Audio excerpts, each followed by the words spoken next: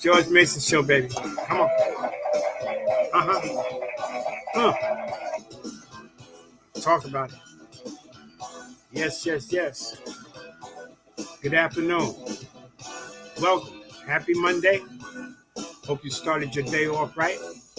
Work week and all of that good stuff. Hope 2024 is treating you uh, good right about now. Huh? You're fulfilling your resolutions and all that good stuff. And yeah, uh, clap it up for that. But yeah, it's all good.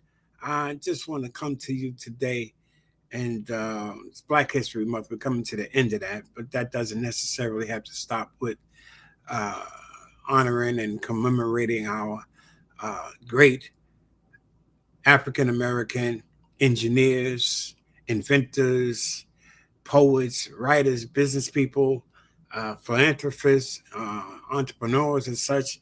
Uh, we celebrate that every day. We should celebrate that every day, I should say. So that's something I would like to continue on and keep on that positive note. I like to keep the positivity flowing here, and it's needed.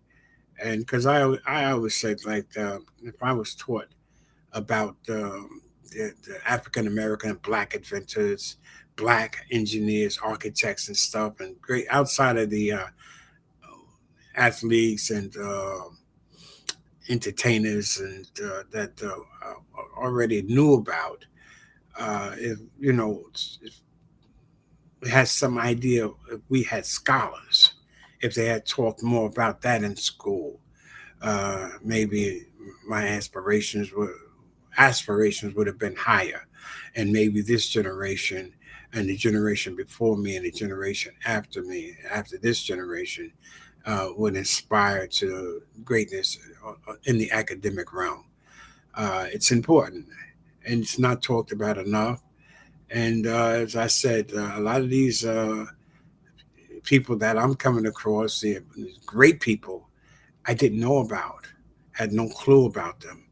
And so I just as I said, want to acknowledge along those lines. And today I'm going to do some with poets, writers, doing slavery times, and brothers and sisters, Phyllis Wheatley. Uh, it's great. But yeah, first I just want to talk about some stuff. Before I go into that, what's going on in the world, as far as, like, you know, there's a lot of negativity. We know that. There's no question about that. And I watch a lot of the YouTube and the TikToks and stuff like that, and I see some stuff that's very interesting. A lot of times they have these pranks, and these pranksters, man, these guys, they take some crazy risk, but this is how they eat. This is how a lot of these cats are rich. They got buku money by doing these stupid pranks. They go in the hood, and it's just that's what it seems like. The society is built on a lot of that stuff, but they take incredible risks. And I've seen some of these gold digger pranks. Uh, these females. Walking down the street, his brother would say, "Hey, step to them and want to start a conversation." The girl doesn't even really seem like she's not. There's no interest in it. She has none interest, and but then he'll go to a beautiful car, like a G wagon, a Mercedes truck, or a Ferrari, some extremely luxurious ride, and here she comes. It's like, oh, what happened? I thought that weren't interested, but now she's interested, and it's just a hell of a thing. But it's just like how females like just set themselves up along, like with this Cash App thing I talk about a lot. Because the thing that still puzzles me, some of the stuff that we go for as men, the okey doke. And it's one thing, man, you want to get with a girl or whatever, but if a female, if you know what her whole thing is built on materialism, or she just is after you because of what you have and all of that. That just is real shallow. but a lot of times we're on it like that. But I find it funny, man, because you see so much of it. And you know what? I don't know what happened with the pooper scooper law. I live in New York City, and yo, the pooper scooper, you're supposed to clean after your dog. Your dog takes a shit on the street or whatever. I live near the beach and near the water on the boardwalk. And I go up on the boardwalk, and just I said, well, what happened to the pooper scooper law? Huh? What happened? Did they stop? They just stop paying attention, or just they just shut that down. There's shit everywhere, and you know people clean up after your dogs. You take a and you know what? Them dog walkers in Manhattan, I have to give them props because I seen one time it's like the dog had about like 10 dogs. That's a lot. Sometimes more than that. I don't know how they handle that. It's hard to manage like with two or three kids. Sometimes just one kid is a handful. They have 10 dogs all at once. So like I said, sometimes boy, even 6 or 7 dogs. They got to clean up after that dog. They got to keep that dog dogs together. Now, if they go to a dog park, it's a whole different situation. But I just looked. I said, "This is crazy. How do they manage that? How do they handle that?" And then they're not cleaning up after all. I don't. How do they do that? It's shit everywhere in the city. Clean up after your dogs. They got horses here in New York so wearing diapers, huh? So I don't know. It's just a hell of a damn. I look, I see so much. I said these gold diggers, pooper scooper. I wrote down some stuff. The youth, they need role models. And then poor Wendy Williams. She's got dementia now. Wendy's got dementia and she's got aphasia. I didn't even know what aphasia was. Alexa, what's the definition of aphasia? Aphasia is a language disorder caused by brain damage that impairs verbal and written communication. It is the loss of language due to brain damage. Wow. Thank Alexa. Thank you. Good evening, George. Absolutely. Happy to help. Hope you enjoyed your Monday. Yes, I did. Uh, so she broke it down. It's on the order of, I guess, of cognitive disorder, disease, brain damage, and so Wendy's going through it and dementia. Alexa, what's the definition of dementia? Dementia is a general term for a decline in cognitive function that is severe enough to interfere with daily life. It is caused by damage to or loss of neurons in the brain and can lead to memory loss, confusion, and changes in behavior. Dementia is a progressive condition that gets worse over time. Did that answer your question? Yes, it did. Thank you. Thanks for your feedback. And so Wendy's going through it. Uh, Unfortunately, it was rumored that she took cocaine, drugs, alcohol abuse, and she's under a lot of stress. Being on TV, she got a lot of flack. I know when she was on the radio here doing her thing, and she's into the gossip.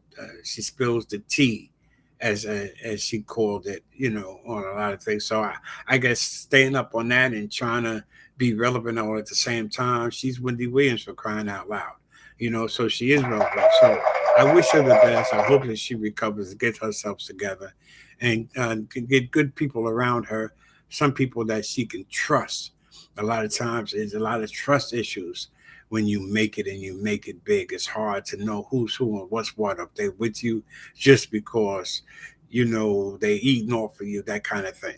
So it's one of those situations. Sometimes you'll never know. That's like these gold diggers or whatever that these shorties are with you because of who you are and what you're about. Nobody really wants to be down with the struggle. You feel me? As far as like when you first start now and you're coming up and you need somebody to be in your corner and support with you. That's any type of relationship, really, and you know, females are demanding, men are demanding. So it's got to be a mutual type situation, have respect for each other and build from there and go from there.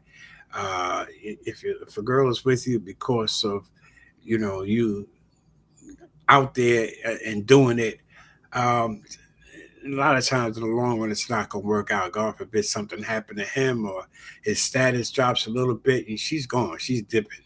She's not going to be around. So, get together on a mutual type thing. You guys build, have respect, trust, and communications. And the main thing I think is respect and communications as well. You got to talk. Uh, but I just want to man, give me a little. That was kind of nice. Where did that come from? That was good. But you know what? I wanted to, like I say, acknowledge some inventors, actually uh, engineers today, and two writers. Uh, these people I didn't even know existed. Well, Phyllis Wheaton, I'd heard of her before, but some of these brothers are still alive. His first brother, I want to acknowledge, uh, show a picture of him first, and then get his bio together. You know, yeah.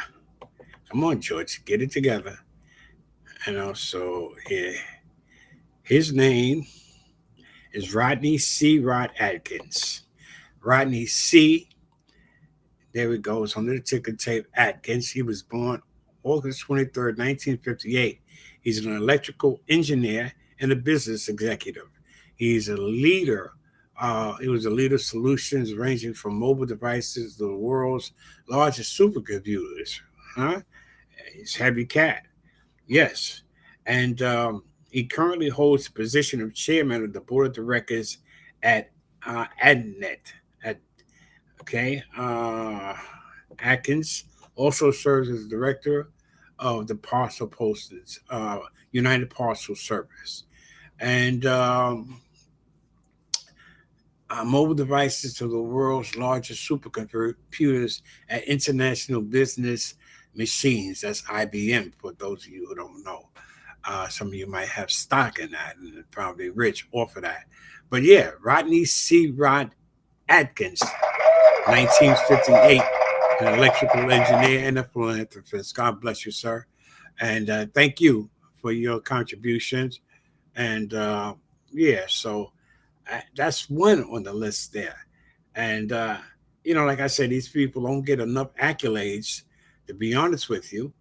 Uh, like I said, I wish when I was in school that I was taught that we were more than just athletes and more than just uh, entertainers, and we sang and danced real good, and all we did as far as to contribute, we were slaves, and like we were like the Native Americans, we were slicked and tricked out of our land by the pilgrims that came here for $24, some trinkets and shit.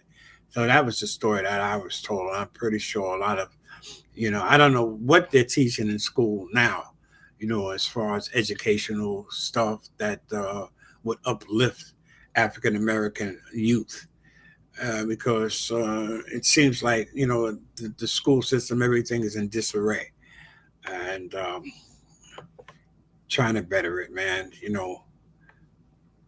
little by little, hopefully we can overcome. And the second on my list today, this brother here.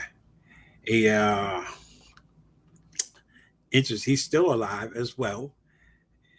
He's primary over 30 inventions. All right. Working this system, new system. His name is George Edmund Acorn Jr.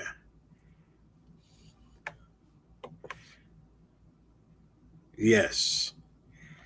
George Edward Acorn Jr. He was born on the 22nd of 1940.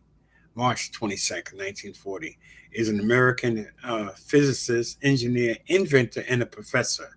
He taught at Howard University and the University of the District of Columbia and worked primarily for IBM and NASA. He has over 30 inventions and 8 patents, resulting in his induction in the National Inventors Hall of Fame in 2015. A round of applause for this brother. George Edward Acorn Jr., born March 22nd, 1940. Okay? God bless you, brother, and thank you for your contribution as well.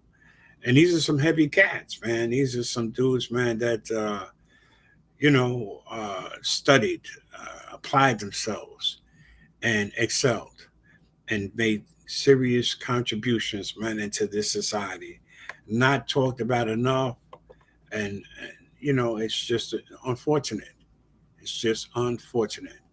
And the third one on my list, I'm just going to give 5 up today. But like I said, what I'll be doing periodically, not only through February, through March, and just come up with incredible people, brothers and sisters, and Latino, and even, listen, doesn't have to necessarily be black 100% all the time. And whatever greatness calls, I'll acknowledge it, white or whatever. But the white, I'll get into some religious uh, banter, if you will, future shows down the road to show how connected we are more so with white people, not only just the slave, but what we know their blood is, our blood is in them, and all this other stuff. But some stuff, some controversial stuff. It's just my opinion, and but I'll express that, but not now. I don't want to get into that now.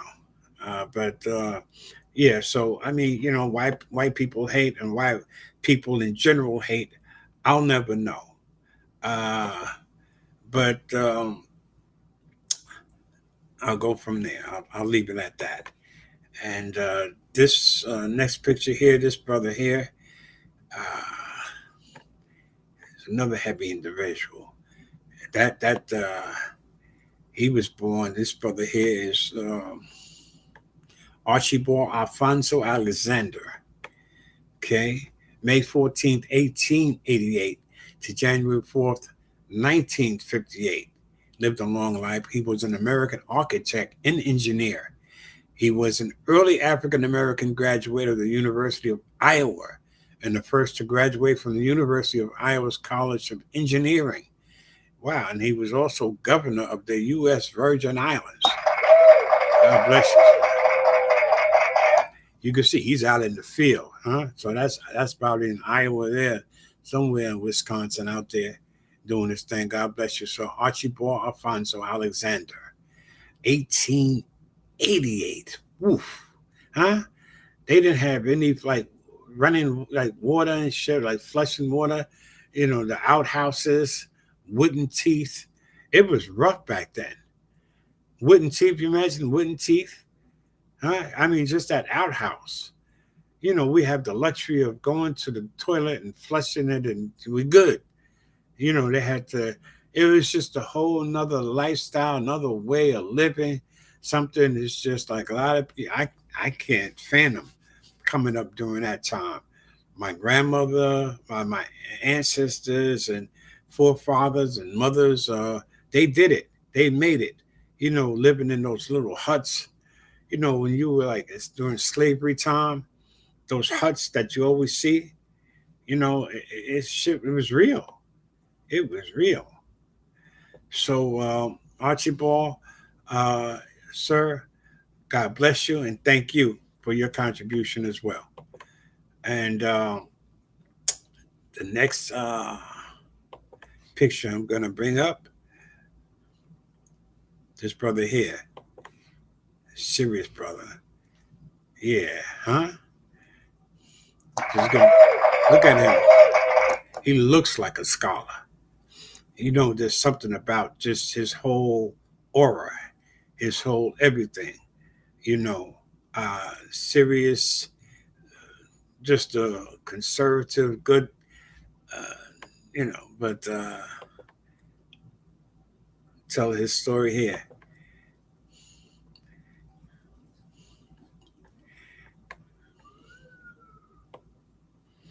Bear with me.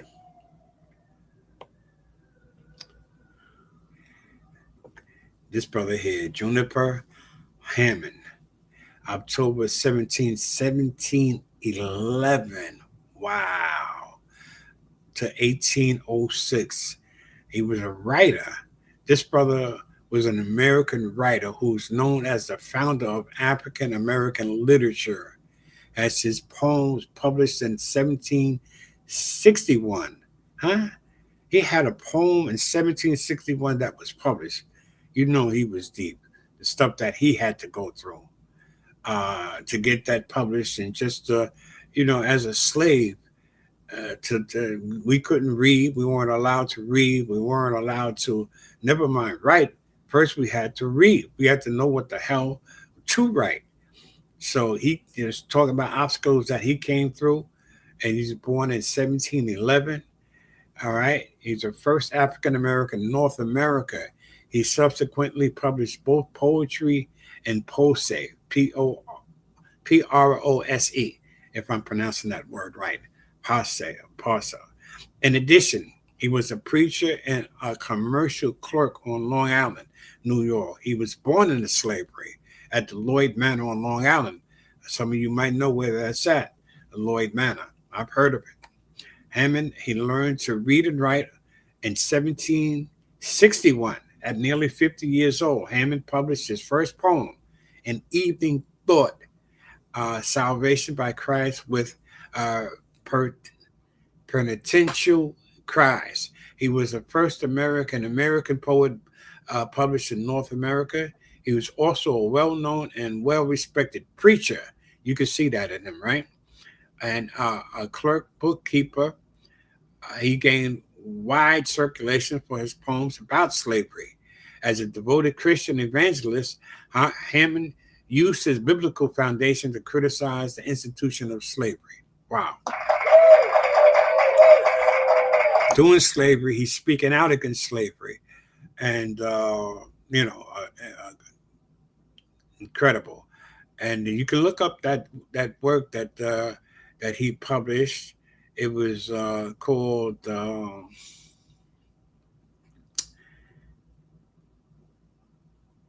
Cries, An Evening Thought, Salvation by Christ with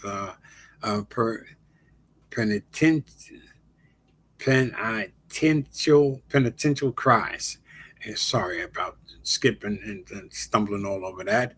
I've been watching too much Trump and Biden lately. Where's my laugh? My laugh thing at. Thank you. All right, that's enough. It's over the top. But yeah, so the brother is heavy, man. And God bless him, and incredible, man. Thank you, sir, for your contributions as well. 1711 he was born. And this next this is Phyllis Wheatley. I've heard of her. She's a writer, incredible writer.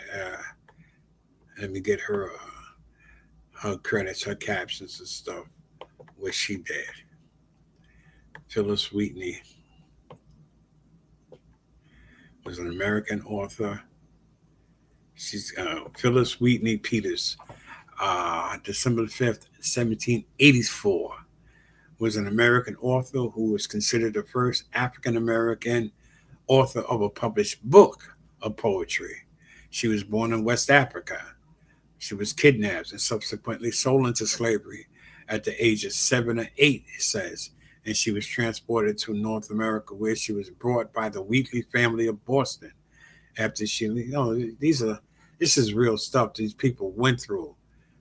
Slavery, we just hear it and you're just like, oh, this, we don't know what you see now that's going on is the effects of like a lot of blacks here what we go through, had to struggle. People, "Oh, why you always got to bring back? Well, what's that? Why then can't you get? No, we can't get over that. And this is something where it was like we were in bondage, and a lot of us are still in bondage. No question about it.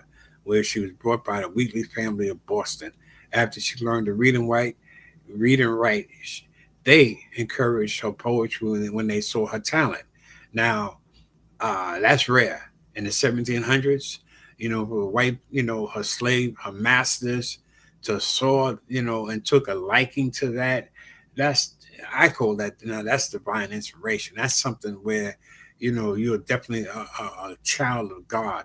Once, you're going through all of that, and then the people still that that you're enslaved to recognize, said, wow, this young lady here has got talent. Let's put her work out there. So on a 1773 trip to London with the Wheatley Sun, seeking publication of her work, Wheatley met prominent people who became her patrons. Wow. The publication in London of her poems on various subjects, religious and moral, on September the 1st, 1773, brought her fame both in England and the American colonies. Mm. Prominent figures such as George Washington praised her work. A few years later, African American poet Juniper Hammond, that's the brother before her, praised her work in a poem of his own. Huh? So God bless her.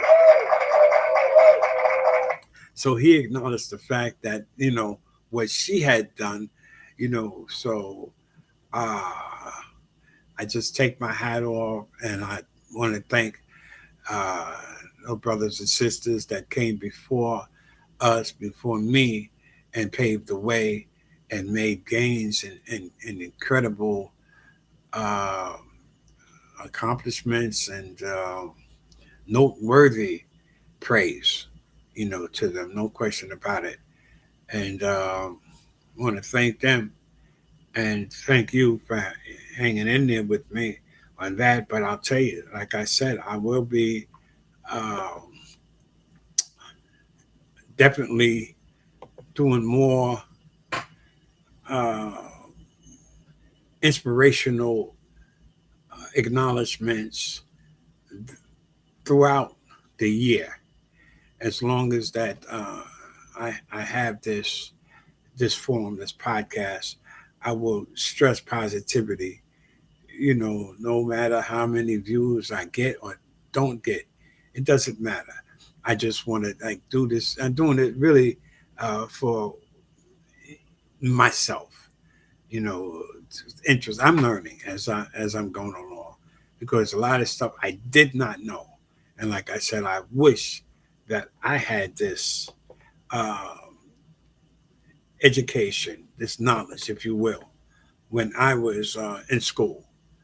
Uh, to the learning tree or whatever, because I didn't know how great. I knew how great we were, as a people, as an African Americans, as blacks.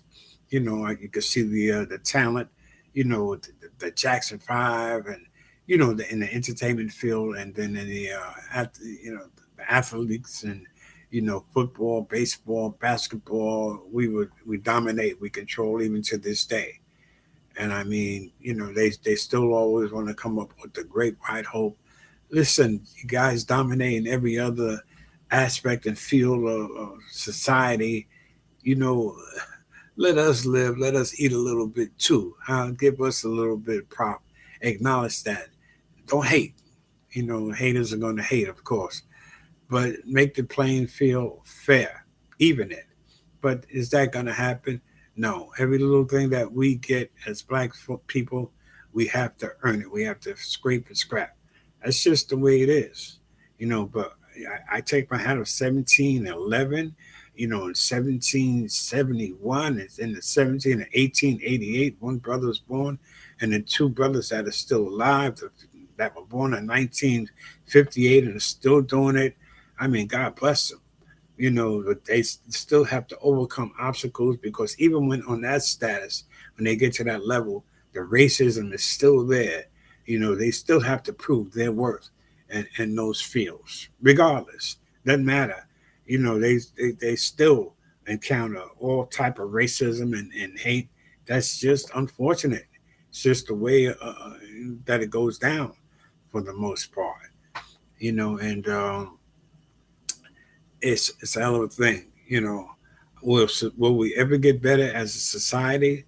Hopefully that we uh, will wake up at some point and then try to work together, man. Because who knows, when things are just going to all the wars and stuff, and the world, but the world can be a better place. I talk about, like, I do a show with Marv, my man Money Marv, the marvelous one. On Saturday, we do a thing. Saturday, 8 o'clock. We have a podcast where we, talk about issues.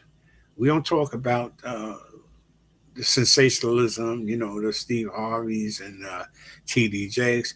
We might touch on that. We might, if that just comes up, we might expound on that. We might say a little something here and there. But for the most part, we're talking about stuff that has relevancy, where we're trying to better the culture. We're trying to better ourselves. So him and I, we hit on that, and we've been getting a good response, and good turnout, and some good positive feedback, which is what it should be about that positivity, and I don't know. Um, it should be more of it, but everybody likes to talk about the same stuff, and that's it right there. It's the Money Mob and G Money show, huh? There it is. Money Mob live Saturday night, 8 to 9. Hell, we've been our first show we did 2 hours and 50 minutes. Second show, I think we did 3 hours. We just get on the road, just start talking, vibing, going back and forth, and we got comments and a lot of interaction and stuff like that. So, but this last Saturday, past Saturday, we did an hour and a half, which it just flew by. But you don't have to hang around for the whole hour and a half, 2 hours, three, or whatever. But check us out. We got the shows on the profile, and but that's it there. Money Marv and G Money live Saturday night for 8 p.m. this Saturday. Tune in and check us out. And yeah, that's my time here with that. Come on. I just wanted to break that down to you. You know what I mean? Yes, yes, yes. George Mason Show. Stay strong, stay up, stay positive. You can't be in the wrong if you're doing the right thing. Tell your loved ones that you love them. Don't be afraid to do that. Hug them. Huh? Let them know. Stay up. Persistence overcomes resistance all the time, every time. God bless you. Stay safe. Peace. Thank you.